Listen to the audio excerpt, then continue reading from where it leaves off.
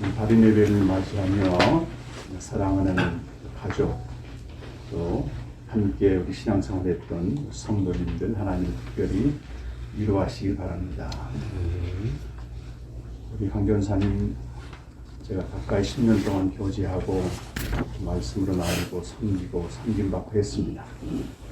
그래서 오늘 모인 여러분에게 강전도 사님이 무슨 말씀을 전할까 기도하면서 정말 우리 강 전사님께서 평생 늘 하셨던 그 메시지를 좀 앞부분에 제가 다시 한번 하고 또 하나님이 그 데려가심을 통해서 우리에게 주신 교훈이 무엇인지 사명이 무엇인지 함께 좀 나누려고 합니다. 우리 강 전사님 늘 고백했던 것처럼 그가 이 자리에 서서 말씀을 전한다면 담대하게 복음을 통해 생명으로 나아가라 라고 하는 말씀을 전할 것 같습니다. 많은 사람들이 기독교를 오해하고 있는데 그것은 이 땅에서 예수 믿어서 잘 살고 잘 지내다가 죽은 다음에는 천국 가는 것이다. 이게 우리가 그동안 배워온 기독교 신앙이었습니다. 그것은 예수님이 가르쳐 주신 것과 전혀 다른 것이고 만약 기독교가 이 땅에서 잘 살고 잘 먹는 데 도움이 되고 그것을 위해서 하나님을 믿는다면 세상 종교나 심지어는 미신과도 다름없습니다. 예수님이 이 땅에 오신 목적은 양으로 생명을 얻게 하고 또 풍성히 얻게 하기 위해서 오셨습니다. 생명을 주러 오셨습니다. 생명을 얻은 우리가 하나님과 교제하면서 주님과 교제하면서 이 땅에서 주의 뜻을 이루다가 몸이 떠나게 되면 주님과 완전한 교제에 이르게 되는 것입니다. 이 생명은 이 세상을 창조하기 전부터 하나님이 약속하셨습니다. 우리가 집을 짓게 되면 설계도가 필요합니다. 마찬가지로 하나님께서도 이 세상을 창조하시기 전에 이미 그 뜻과 계획을 정해놓으신 것입니다. 이것을 성경 에베소서 1장 3절 이하에서는 창세 전에 예정된 하늘에 속한 신령한 복이라고 말씀합니다. 그 신령한 복은 우리 예수를 믿어 하나님의 아들들이 되는 것이고 생명을 얻는 것입니다. 그 성경에서는 이 창세 전에 하나님 우리에게 생명을 주시기로 약속하셨고 생명을 주시기 위해서 아들을 세상에 보내실 것을 이 세상을 창조하기 전에 이미 다 준비해 놓으셨다는 것입니다.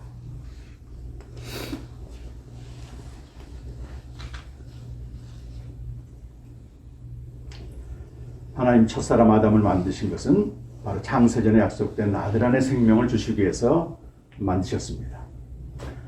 그러나 아담은 죄를 범하여 이 생명 얻을 기회를 상실했고 그러나 약속에 신실하신 하나님께서는 여자의 후손과 가죽옷으로 그럼에도 불구하고 아들을 보내셔서 이제 그를 십자가에 죽게 하셔서 생명을 주신다는 것입니다. 로마서 1장 2절 말씀 보시면 이 복음은 하나님이 선지자들을 통하여 그의 아들에 관하여 성경에 미리 약속하신 것이다. 그러므로 구약 성경은 오실 그리스도에 대한 예언인 것입니다. 그리고 예수님이 오셨습니다. 그리고 그는 성경대로 십자가에서 죽으시고 장사 지낸 바 되시고 부활하시고 현현하셨습니다. 이것이 사도들이 전한 복음이었고 모든 시대 교회들이 전해야 될 복음인 것입니다. 그리고 이 복음을 믿게 되면 우리가 생명을 얻고 하나님의 자녀가 되고 하나님과 교제하게 된다는 것입니다. 갈라디아서 1장 8절에서 사도 바울은 우리가 전한 복음, 사도들이 전한 복음 외에 다른 복음을 전하는 자는 저주가 있을 거라고 얘기했습니다. 다른 복음은 없습니다. 예수 믿고 잘 살고 잘 되고 병 낫고 이런 복음은 없습니다. 그의 죽으심과 장사됨과 부활에 연합하여 생명을 얻는 것이 기독교의 진리의 본체인 것입니다.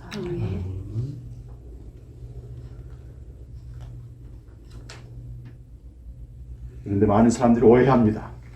예수 믿어서 영생 얻는 게 뭐냐 그러면 많은 사람들이 죽어서 가는 천국 정도로 알고 있습니다. 어떤 사람은 영원히 산다 얘기하거든요. 성경에서 영생은 예수님이 친히 말씀하셨습니다. 영생은 유일하신 참 하나님과 그가 보내신 자 예수 그리스도를 아는 것이다. 그래서 안다고 하는 것은 자녀가 태어나게 되면 그를 낳게 하신 부모님과 함께 살듯이 우리가 하나님의 자녀로 태어나게 되면 하나님과 함께 사는 것입니다. 아버지 집에서 사는 것입니다. 하늘에 계신 아버지 품에 사는 것입니다. 그러기 위해서 우리는 날마다 말씀 앞에 나가야 되고 말씀 앞에서 우리 죄와 비참성을 발견하고 그런 우리를 위해서 예수 그리스도께서 십자가에 죽으시고 모든 죄를 용서하셨다고 하는 거기에 끝나지 않고 그걸 통해서 하늘 성소에 있는 아버지 집까지 간다는 것입니다. 그 아버지 집에 갈 때 우리는 말할 수 없는 세상이 줄 수 없는 안식과 평강과 기쁨을 누리면서 지상적인 어떤 고통도 넉넉히 견디며 주의 뜻을 이루게 되는 것입니다. 이것이 기독교 진리의 핵심입니다. 오늘 우리는 바울의 마지막 유언과 같은 말씀을 읽었습니다. 내가 선한 싸움을 다 싸우고 달려갈 길 다 마치고 믿음을 지켰으니 이제는 의로운 재판장이신 그 예수 그리스도께서 의의 면류관을 주실 것이고 또 그처럼 자신을 드린 모든 이들에게도 의의 면류관을 주신다고 마지막으로 얘기했습니다. 디모데후서 1장 1절을 보면 사도 바울은 하나님의 뜻으로 말미암아 그리스도 예수 안에 있는 생명의 약속대로 내가 그리스도의 사도가 되었다. 그는 창세전에 약속된 생명의 복음을 위하여 목숨을 다 바쳤습니다. 우리가 바울처럼 충성하고 열심히 내는 것도 중요하지만 더 중요한 것은 무엇을 위해서 내가 충성하고 인생을 바치느냐는 겁니다. 하늘에 계신 내 아버지의 뜻대로 하지 않는 충성과 열심은 그날의 심판대에 오르게 됩니다. 하늘에 계신 아버지의 뜻은 아들을 보고 믿는 자마다 생명을 주는 것입니다.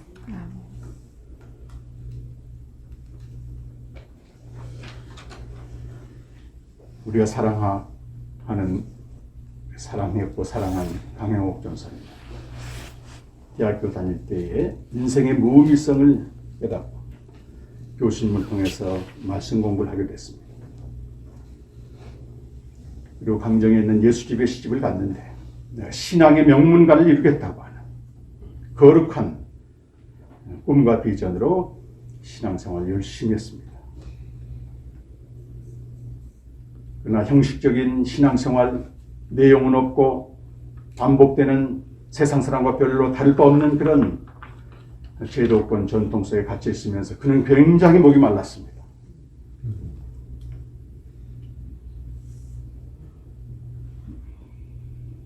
그 열심을 다한 성과로 그 목을 축이게 됐습니다.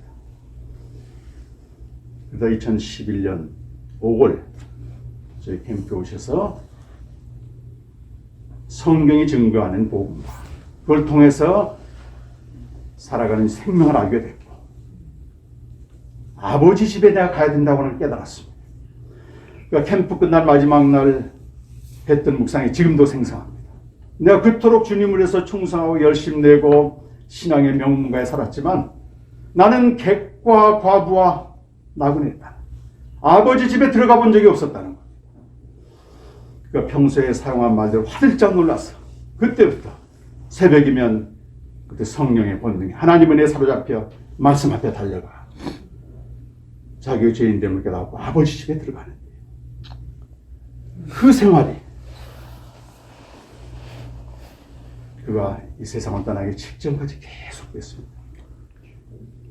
그리고 만나는 사람에게 가는 곳마다 수가성령님처럼 내가 얻은 생수 만물 안에 갇혀있어 신앙생활을 하면 할수록 더 악화되는 현실을 애타게 바라보면서 양대하게 복음을 전한 자가 되었습니다. 저는 그의 생생한 증인입니다. 그는 오늘 사도 바울의 마지막 고백처럼 선한 싸움을 다 싸웠습니다. 여러분 아침마다 말씀 앞에 나가서 내 자신의 비참한 모습을 바라보고 그리스도의 구속 연총으로 아버지 집에 들어가는 것은 선한 싸움입니다. 자기를 늘 십자가에 못 박고 내 안에 생명이 살도록 하는 그 선한 싸움을 그는 평생 살았습니다.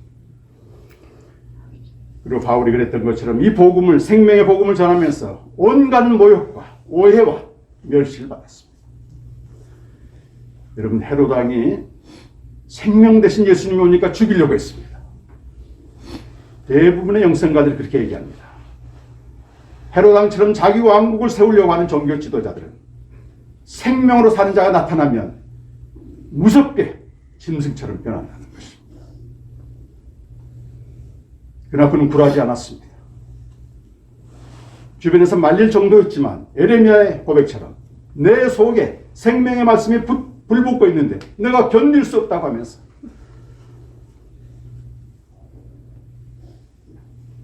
진리가 아닌 걸 전할 때 목사님이든 누구든 저항했습니다.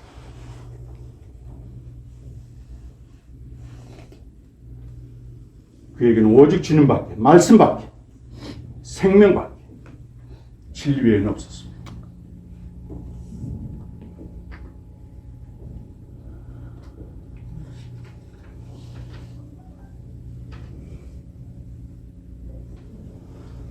한국교회 현실에서는 신학을 해야만 되겠다 싶어서 2017년 낮에는 교사로, 저녁에는 성서신학을 맡았습니다. 2019년 2월 졸업을 하고 3월에 그가 젊어서 다녔던 애월교회 전도사로 부임했습니다. 이제 목사님, 내가 이 복음을 전하게 됐다. 한 달 동안 중고등부를 위해서 그 복음을 전하기 위해서 준비한 자료들 일주일 내내 기쁨으로 준비했습니다. 지금도 생생합니다. 그리고 한 달이 지난 4월 2일 날 담도암이 발병했습니다. 가장 예후가 좋지 않은 것.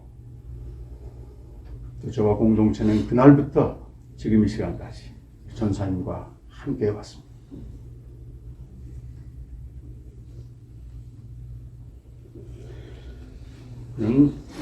암이 재발된 이후로 가장 고통이 심할 때도 사명을 저버리지 않습니다. 그에게 문병 오는 사람들에게 신라 같은 목소리지만 생명을 전했습니다. 목사님 신방와도 생명을 전했습니다. 장로님 신방와도 생명을 전했습니다.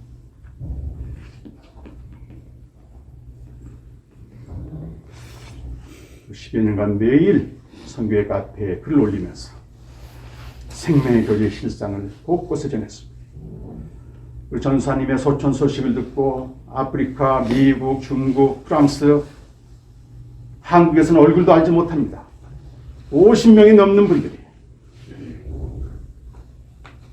전사님 사랑한다. 전사님의 주님과의 교제를 통해서 내가 주님의 사랑을 그렇게 고백해 왔습니다.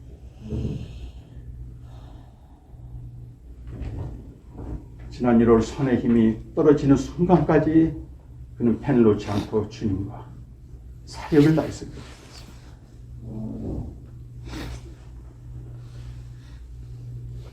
이제 그는 달려갈 길 다 마치고 부분적으로 알던 주님을 완전히 알면서 빌립보서 1장 23절에 보면 사도 바울이 내가 몸을 떠나 그리스도와 함께 있는 게 너무 좋다고 했듯이 그리스도와 함께 완전한 교제 가운데 있습니다. 그걸 생각하니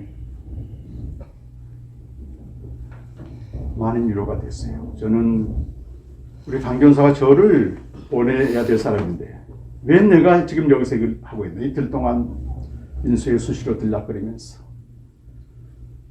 단순히 육신적으로 보고 싶다는 마음 떠나서 이 시대 생명의 복음이 너무도 필요한 한국교회, 너무 큰 손실,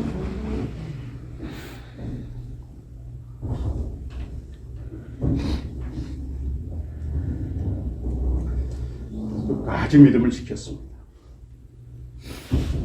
3주 전에 저한테 그랬습니다. 목사님, 제가 우는 거는요, 너무 고통스러워서 우는 거지 불안하거나 두려워서 우는 게 절대 아닙니다. 목사님, 저는 끝까지 주님을 신뢰합니다. 끝까지 믿음을 지켰습니다. 오늘 우리는 요한복음 12장 24절 말씀을 읽었습니다. 이 땅에 오신 유일한 하나님의 생명을 가진 분은 예수 그리스도이십니다. 그분이 오셔서 십자가에서 돌아가시기 직전 이렇게 말씀하신 하늘의 밀이 떨어져 죽으면 많은 열매를 맺고 죽지 아니하면 열매를 맺을 수 없습니다.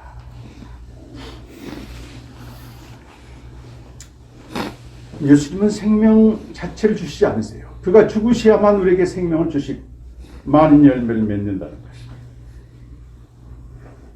하늘의 밀알이 되어서 그분이 죽으심으로 많은 사람이 생명을 얻게 된 것입니다.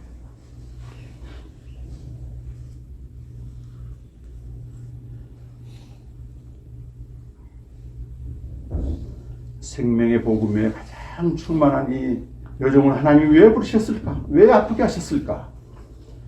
계속된 질문이었습니다. 제 안에.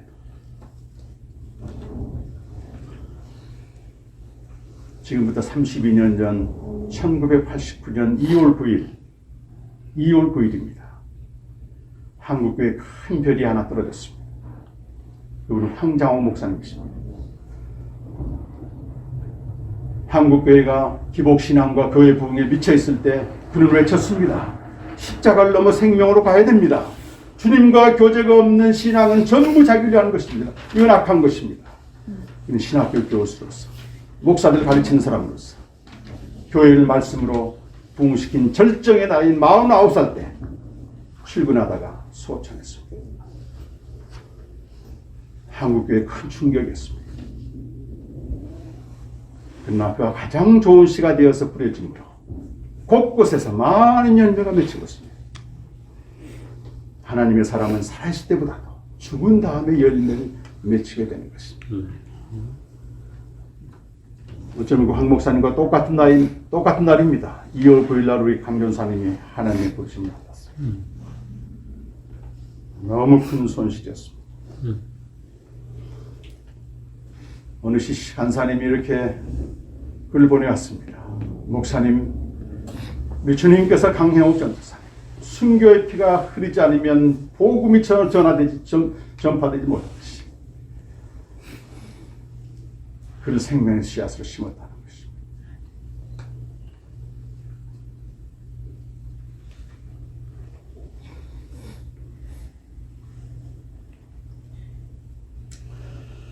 여러분, 가장 좋은 씨를 우리 하나님이 심으셨습니다.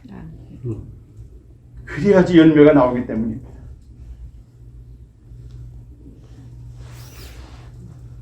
어젯밤 제가 오늘 이렇게 바른 예배를 인도할 그 감정이 될지 몰랐습니다. 어제 오후까지마다 여기만 하면 눈물이 나요. 왜 하나님이 이 귀한 요즘 할 일만 데려가셨어? 어젯밤하고 오늘 새벽 밤새 뒤척이는데 하나님 이런 감동을 주세요. 아무나 씨로 심겨지지 않는다는 겁니다. 견실한 씨, 충만한 씨가 열매를 맺는 것입니다.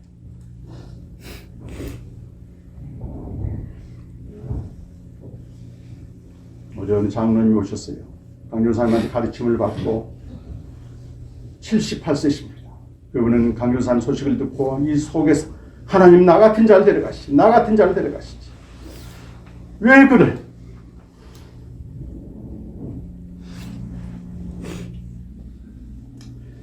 하나님 제게 그런 감동을 주셨습니다. 나는 이 서목사는 심겨지기에 충실한 씨앗이 아니라는 것입니다. 저도 그랬습니다. 저는 강전사님이 진리 하나로 전통과 부딪힐 때 저는 비겁했습니다. 그가 목사든 누구든 눈치를 살피지 않고 담대하게 복음을 전할 때 저는 움츠렸습니다. 만나는 사람마다 가는 곳마다 그는 생명을 전했지만 저는 적당했습니다. 저는 복음을 가르친 선생 노릇은 했지만 목숨 걸고 이 복음을 전하고 사수하는 증인이 되지 못했습니다. 나는 결격살자예요. 근데 어떻게 나 같은 씨를 뿌려서 열매를 기대하겠습니까? 적당히 세상을 즐깁니다. 우리 전사님과 마지막으로 나눈 묵상이 한 귀신을 들린 자를 쫓아나고 온전하게 되었는데 그 귀신이 돼지들 속으로 들어갔습니다. 돼지들이 전부 죽습니다. 그러니까 사람들이 예수님 떠나가라고 얘기합니다. 제가 그날 그 본문을 전사님과 나누는데 이 시대의 한 영혼에 대한 관심보다는 재물에, 교회 자체에, 건물에 이런 시대를 보고 아파했는데요. 그게 전사님의 마지막 통곡이었습니다. 영혼에 대한 관심이 없다는 거예요. 온통 보이는 것. 어떻게 하면 사람들을 끌어들여서 교회를 좀 세워요. 영혼들은 죽어가는데 말이에요. 그런데 저도 그랬습니다. 정도의 차이는 있겠지만 저도 이 복음을 전한다고 하면서도 한 영혼에 대한 간절한 마음, 애절한 마음보다는 어떻게 하면 성경을 유지하는 저는 절대 심겨줄 수 있는 건실한 씨앗이 아니라는 거예요. 주님. 오늘 새벽에 그걸 알고 오열하고 통곡하면서 이제는 좋은 씨앗 우리 전사님 심겨졌으니까 가장 첫 번째로 열매 맺어야 될 대상은 나구나.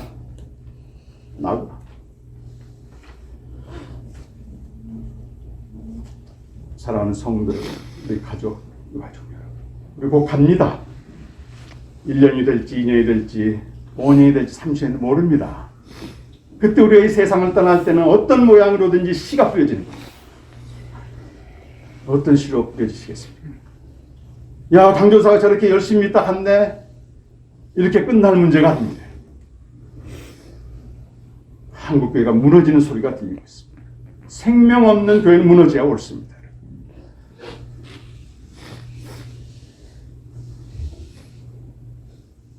그의 좋은 씨앗이 열매가 되었어. 우리도 진리가 아닌 것에 대해서는 저항, 바른 복음이 아닌 것에 대해서는 단호히 부정. 성경이 이렇게 말씀하셨습니다.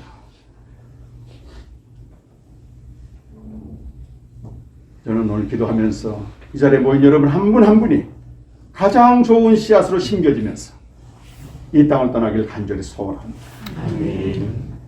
단순한 추모가 아닙니다. 주님도 계시지만 우리 강견사님 만나기 위해서 천국이 더 사모됩니다.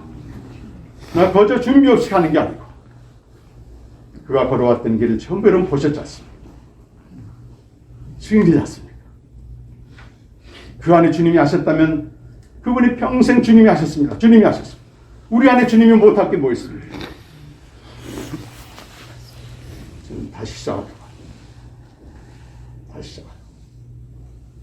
그래서 귀한 전도사님이 우리는 그 좋은 씨가 내 안에 열매로 나타나 나도 이 세상을 떠날 때는 좋은 씨로 심겨지기를 바라는 마음이 간절합니다. 모두에게 이런 은혜가 있기를 축원합니다. 기도하겠습니다.